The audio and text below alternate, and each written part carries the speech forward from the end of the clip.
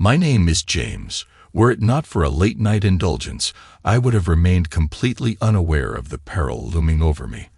I had just acquired the latest installment of Dan Moore's Meridian's shadow science fiction series, titled Nixie's Rise. While my wife likely assumed I had retired for the night, I found myself engrossed in the book, unable to tear myself away. Typically, I retire to bed early, around 10 p.m., while my wife enjoys staying up to catch the late-night TV programs. Our living room, where the television resides, is situated on the ground floor, whereas our bedroom occupies the second floor at the back of the house. This spatial arrangement often results in minimal auditory overlap between us. At 11:30, the ringing of the phone jolted me from my literary immersion. Reacting instinctively, I reached for the receiver, only to be caught off guard by the conversation unfolding on the other end. Melissa, my wife, spoke in hushed tones, almost conspiratorially, with a man whose voice remained unfamiliar to me. Yes, he's out cold, completely oblivious. We can speak freely. Well, soon enough, he'll be truly out of the picture, won't he? Absolutely, David. I just need to ensure the new insurance policy I took out on him kicks in fully before his accident. How much coverage did you manage to get this time? Just over $1.8 million. Combined with his investments and patents, will be set for life. Let's be careful not to raise any suspicion. We can't afford to let this opportunity slip away. Don't worry. In about 6 weeks, he's planning a cross-country flight to visit his parents. You know how it goes. The plane will crash, and he'll be gone with it. At that moment, I discreetly returned the phone to its cradle and hurriedly climbed into bed. I didn't want Melissa to suspect that I overheard her conversation. The revelation shook me to the core. I thought our marriage was solid. Sure, things had slowed down in the bedroom after 20 years, but I never imagined they had deteriorated to this extent. I feigned sleep until I was sure Melissa had drifted off, then silently rose from bed and retrieved my pistol from the nightstand. Downstairs in the basement, where my bullet reloading equipment was stationed, I meticulously refilled the pistol's magazine with empty shell casings. These casings, however, weren't loaded with gunpowder. Instead, I filled them with an abrasive substance used for cleaning shell casings in my vibratory cleaner. The weight of the cartridges remained indistinguishable from fully loaded ones to the touch. Reloading the pistol with these dud rounds, I returned to the bedroom after flushing the toilet to create the illusion of having just used it. In the morning, I prepared to leave for my office, situated about 5 miles away from our home. I informed Melissa that an early meeting awaited me and that I'd grab a quick breakfast en route. Given the flexibility of owning my consulting firm, rescheduling appointments for a day or two posed no difficulty. My initial action was to contact Lewis, an old college friend who operated a detective and security business roughly 30 miles from my office. I requested his presence, along with his anti-bugging equipment, explaining it was a confidential matter unsuitable for discussion over the phone. Familiar with my previous work for segments of the Department of Defense, Lewis accepted my request and agreed to arrive within the hour. While awaiting Lewis's arrival, I meticulously combed through my office for any signs of surveillance devices, but came up empty-handed. He appeared roughly 40 minutes later, promptly placing a small tape recorder on my desk and activating it. The ensuing cacophony of hisses, chirps, warbles, and wails filled the room as he wielded a peculiar-looking gadget, scanning my phone and its lines. After completing his initial sweep, he silenced the noise and repeated the process. Silently, he gestured for us to step outside before divulging his findings in the car. James, upon initial inspection, I can confirm 3 bugs in your office. They're of high quality, activated only by sound or phone usage. These aren't your run-of-the-mill amateur devices. They're sophisticated. Are you serious? I thought I'd scored the place for bugs and found nothing suspicious. It's not uncommon. Whoever installed these is skilled. They activate only when necessary. My suspicion is they're concealed in your false ceiling, within the phone itself, or possibly in the outside junction box.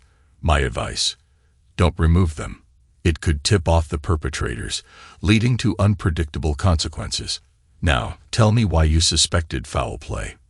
And so, I recounted the tale to him. Could you inform your wife about scheduling a repaint for the office next week? If she's behind this, they'll likely want to remove the bugs beforehand to prevent damage during painting. Yeah, I can manage that. But in the meantime, what's my next move? The simplest solution is to borrow the CD player and play your favorite music while you work. Inside, there are specialized transmitters emitting white noise on the same frequencies the bugs operate on. Plus, the player's computer includes a basic frequency spectrum analyzer. Even if their bugs attempt spread spectrum transmissions, this will drown them out with a signal much stronger. If questioned about the new player, just mention it helps you focus on problem solving with some soothing tunes. Now what about your home? We continue discussing plans, and I mentioned Melissa's regular absences for her book club on Tuesday, Thursday, and Saturday evenings. We'll outfit your house with top-of-the-line bugs. Some utilize the walls themselves as microphone diaphragms, while others discreetly attach to the phone line, minimizing detection by your wife's friends or fiends unless they've performed a thorough phone line sweep. These are a generation ahead of the old loop extenders from the past.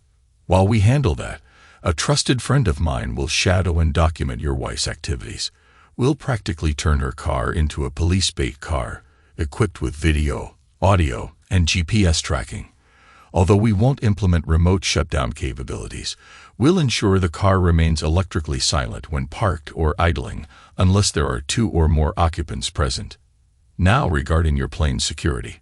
Primarily just the airport personnel. We'll address that.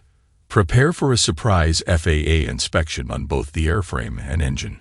Simultaneously, we'll install surveillance to monitor any alterations to your aircraft. Utilizing third-generation image intensifiers will ensure covert monitoring without infrared detection. By the time you're ready to depart, we'll have comprehensive knowledge of any changes made, ensuring they won't go unnoticed. With Lewis's departure, arrangements were made for the painters to refurbish my office. Returning to my workspace, I switched on the CD player in an attempt to focus on work, but my mind remained preoccupied with the recent revelations. I contacted my existing clients to inform them of a temporary suspension of operations due to office remodeling, which they thankfully understood. My secretary was delighted to learn she'd have a paid week off while the painters worked their magic. During dinner that evening, I broached the subject of office repainting to Melissa. I've grown weary of the office colors, so I've arranged for a painting crew to come in next week and give it a fresh look. I'll be working out of the den in the meantime. Perhaps we can enjoy some quality time together, I suggested. Oh, I wish you'd mentioned this earlier, James. I have commitments next week that'll keep me out of the house almost every day. People are relying on me, Melissa lamented. No doubt they were. That day, I had acquired a disposable phone for covert communications, feeling increasingly uneasy with Melissa's presence nearby. I used to cherish her company, but now it felt fraught with tension, unsure if she and her accomplice would accelerate their plans for my demise. The following week dragged on agonizingly. Midway through the painting, my friend Lewis arranged a discreet lunch meeting. Seated at a secluded table, he waited until the waitress was out of earshot before speaking. James, I'm growing increasingly concerned. The bugs above your false ceiling are manufactured by a government-controlled firm just outside Moscow. These are state-of-the-art Russian units. Whoever orchestrated this operation has connections that raise red flags. We need to tread cautiously. While the Russian origin doesn't necessarily implicate the Russian government, it indicates the involvement of someone with ties to Russia or a government agency here. Who have you recently antagonized? Well, the only entity that comes to mind is a small firm that supplied devices to our government. I was tasked with reviewing one of their designs to ensure it met specifications. On paper, it seemed adequate, but the circuit board layout would have made the device easily detectable. I flagged this issue and closed the investigation about 9 months ago. Apart from that, I can't think of anyone who would bear a grudge against me. Where is this company located, James? What's their name? They're based in Smithton. The company is called Rettel Incorporated. Oops, I'm acquainted with some individuals at that firm. They specialize in manufacturing bugs for the FBI. When Minock ceased production of bugging equipment, Rettel essentially picked up where Minock left off, leveraging one of Minock's designs. Their primary liaison with the FBI is a former agent named Kevin Green. From what I gather, he was deemed too unpredictable for the agency, prone to excessive force in various situations. They had to let him go, but given his seniority, he received a sort of golden parachute. He's reputed to be quite formidable and highly intelligent. It appears we're dealing with another seasoned professional here. As part of our inspection of your plane's airframe and engine, I'll have a metallurgical expert examine critical welds to check for any coatings of corrosive substances. The alias my wife mentioned was David. That might rule out Mr. Green. Not necessarily James. He wouldn't use his real name or address. A few nights later, my wife and I sat down for supper. I received some unsettling news today. Honey, I began. The FAA is conducting a surprise inspection on my plane. They're practically dismantling it for a thorough examination. They'll be checking the airframe's integrity, ensuring the engine has been properly maintained, and verifying it's equipped as per the plane's registration. I won't be able to use the plane for the next week. It's been sealed off in the hangar until they're finished. Will this affect your trip to see your folks? She inquired. Not entirely, but I'm always cautious during the first few hours of flight after such an extensive inspection. There's always a chance of overlooked bolts or misadjustments. I'll need to fly it a bit before the trip, I explained. That's a relief. I know how much you've been anticipating the visit, she said with a smile.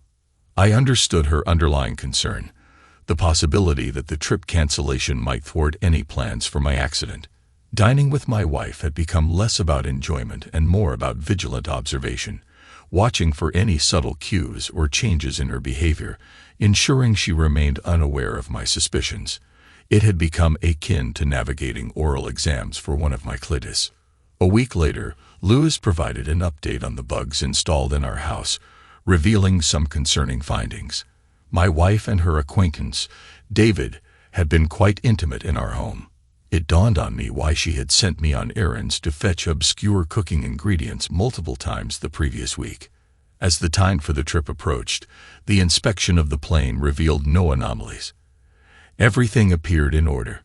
While packing my suitcase, my wife handed me an elaborately wrapped package. Please take this with you, honey. It's a gift for your folks. I won't be there to see them, but I want them to know I'm thinking of them, she said sweetly. Of course, dear, I replied, though my thoughts were elsewhere. I couldn't shake the suspicion that the package was the explosive device intended to end my life. Upon leaving home, I ran to vows with Lewis at his office.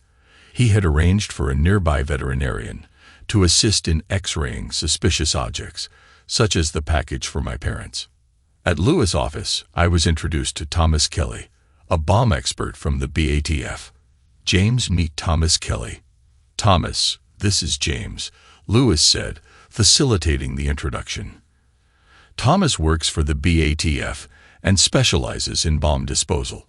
I believe we may require his expertise and assistance. We handled the package with care, wearing rubber gloves to ensure any prints belonged to my wife and me. I highly doubted her friend David had left any prints on it. The X-ray images revealed a disturbing array of components. A barometric switch, electronics, switches, a battery, wires, and what appeared to be a combination of a claymore mine and a thermite incendiary. It was a formidable device. Charlie, the bomb expert, spoke up. James, this is a relatively sophisticated bomb. It seems designed to detonate either when the box is opened or during a descent from altitude. This would ensure the explosion occurs either at the end of your trip or during a refueling stop. We need to confiscate and defuse it immediately. Whoever assembled this knew what they were doing, Lewis added. We suspect Kevin Green may be behind this, but we lack concrete evidence, I said grimly. Dan, I've crossed paths with him on bombing cases. He's as skilled with bombs as I am. And he's dangerous, Charlie replied. Yeah, Charlie, that's what I've been thinking. James, proceed with your flight as planned. We'll handle this from here. We'll need court orders for the taps we've placed to monitor their communications once they realize you haven't had your accident. Suddenly, an idea struck me. What if we report an explosion over the Rocky Mountains, but without precise coordinates? It would prompt them to talk and potentially delay any plans. Insurance won't pay out without proof of death. I even know of a location in that area where they might believe I've been taken, China Lake. They regarded me with bewilderment as if I'd sprouted two heads. You know that might just work, Lewis conceded. We won't mention anything about a mid-air explosion to avoid triggering a search by the Civil Air Patrol. Instead, we'll arrange for your isolation. I'll coordinate with a contact at the Department of Defense. They should be able to secure an isolated airstrip and empty hangar space for you to lay low.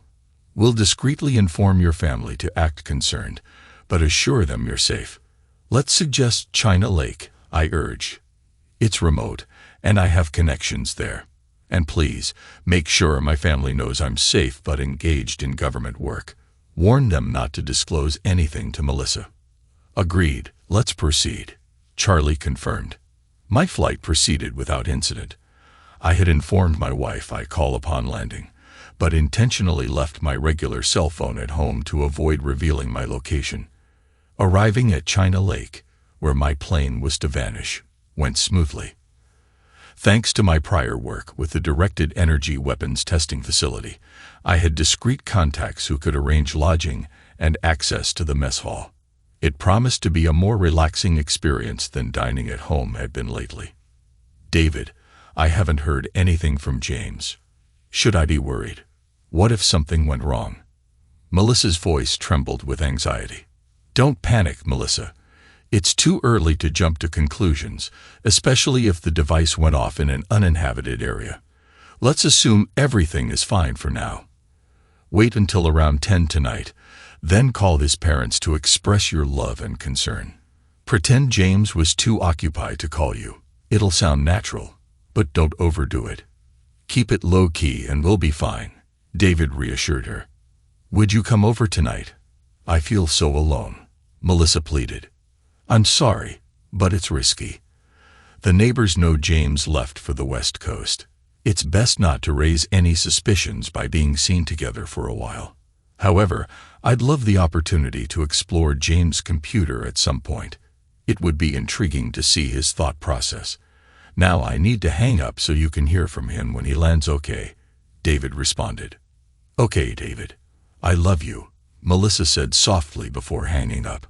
As the evening wore on without a call from James, Melissa's anxiety reached its peak. By 10 o'clock, she was on the verge of bursting. With trembling hands, she dialed James' parents. Hello, Mom. Can I please speak to James? I think he may have forgotten to call me, Melissa pleaded. Hi, Melissa. I'm sorry, but James hasn't arrived yet. What time did he leave your place? James' mom inquired. He left around 9 this morning, so he should have been there by now, Melissa replied, her voice strained with worry. We haven't heard anything from him. It's possible he's made some changes to his plans and decided to visit some old college friends. You know he has friends in Nevada. Don't worry too much, Melissa. James knows how to look after himself, James' mom reassured her. Relieved by her words, Melissa thanked her and hung up, though her concern for James lingered in her mind. Melissa found herself thrust into an unfamiliar and stressful situation, seeking solace in David's repeated assurances that everything would ultimately be all right.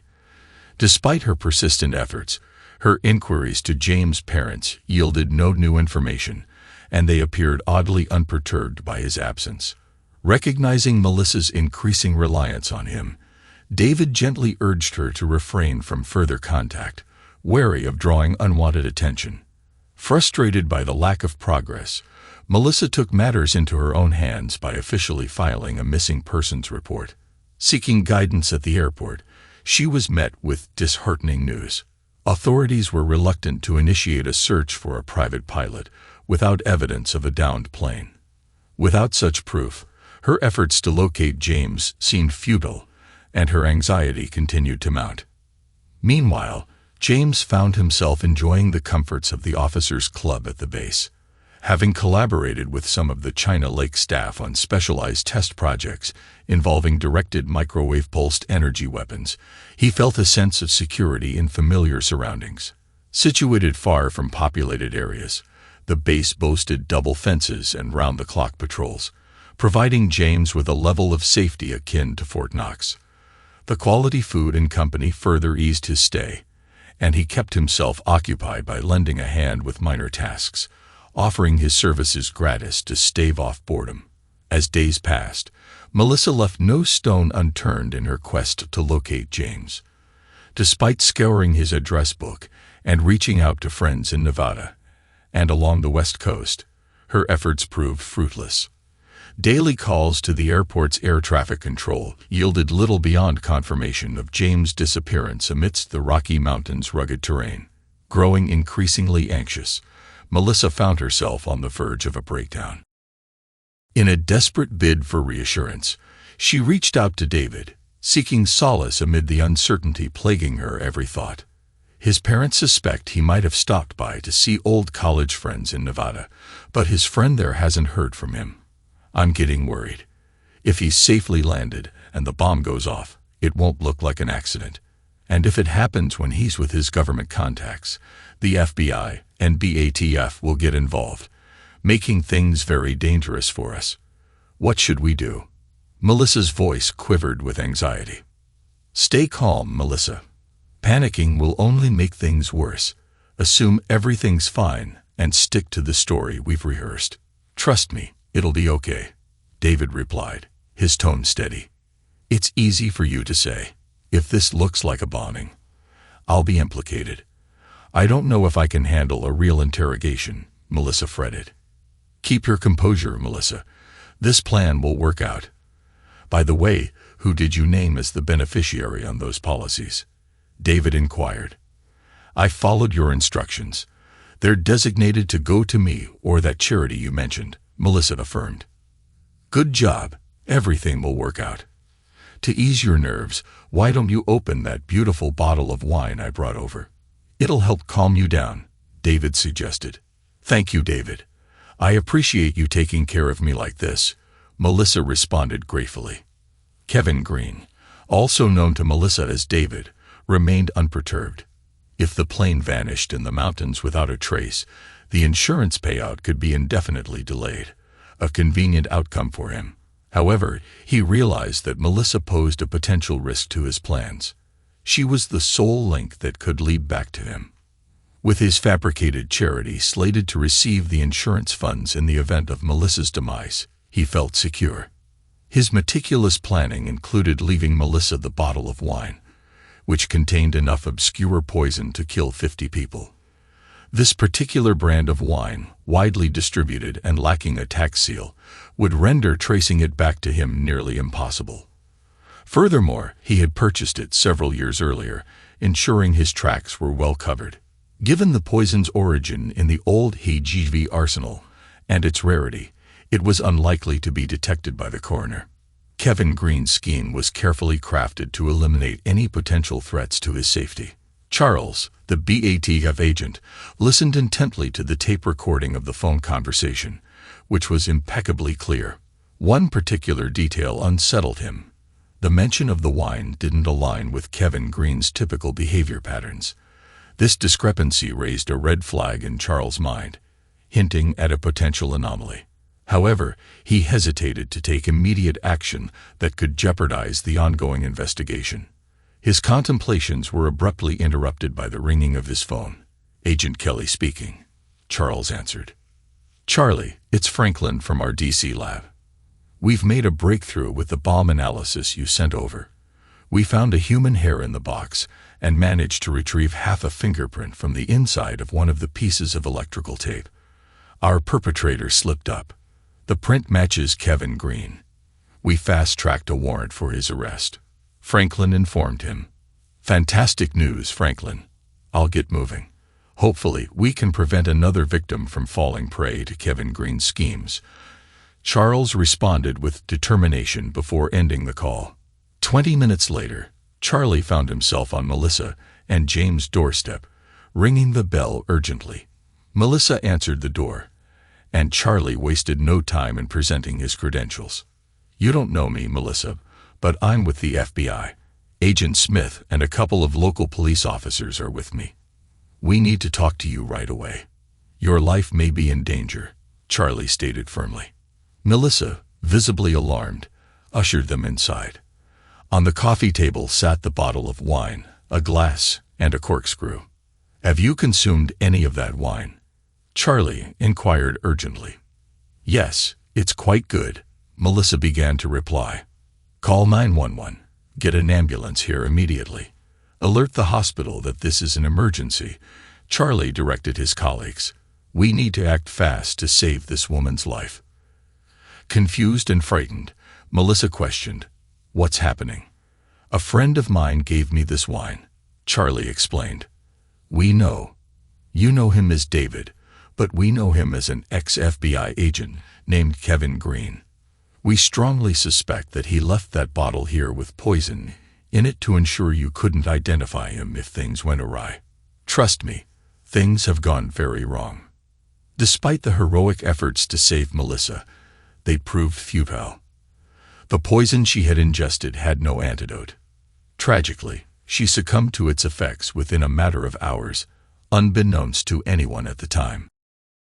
As for Kevin Green, the evidence from the tape recording and his fingerprints on the wine bottle sealed his fate. He was destined for a lifetime behind bars in a federal supermax prison. Meanwhile, Ed felt confident in his safety. He had meticulously removed his surveillance devices from James' office and dismantled the tap on James' home phone. Convinced that he had covered his tracks thoroughly, he continued with his routine, unaware of any looming threats.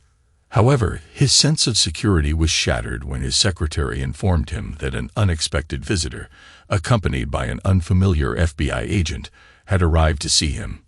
"Long time no see, Charlie. What brings you to town? Taking a break or something?"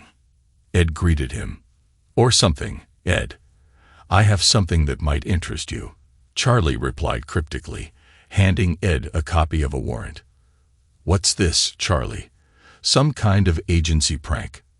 Ed questioned, bewildered by the unexpected turn of events. "Nope, it's the real deal. We've had you under surveillance for over 2 weeks now. We've got some top-notch audio and video evidence that would make your head spin. You can even watch yourself removing those Russian bugs from James' office. And don't forget the hair and thumbprint you left behind on the bomb tape.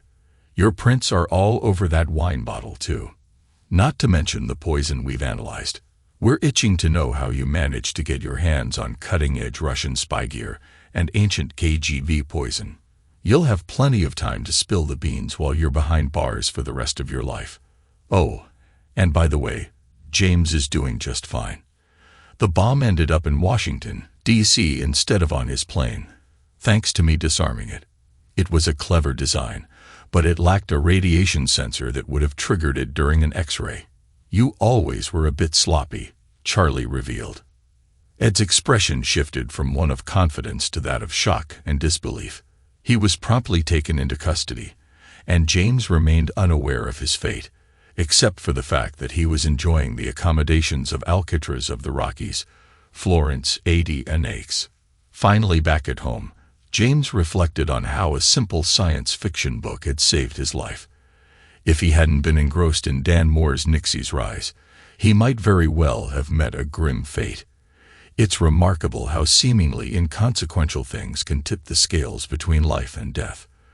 With a shudder, James contemplated the close call and the profound impact of mere chance on his existence. Thanks to everyone who took the time to listen to today's stories. If you enjoyed it, please consider liking and subscribing if you haven't already. Feel free to share your thoughts on the events in the comments below. Take care.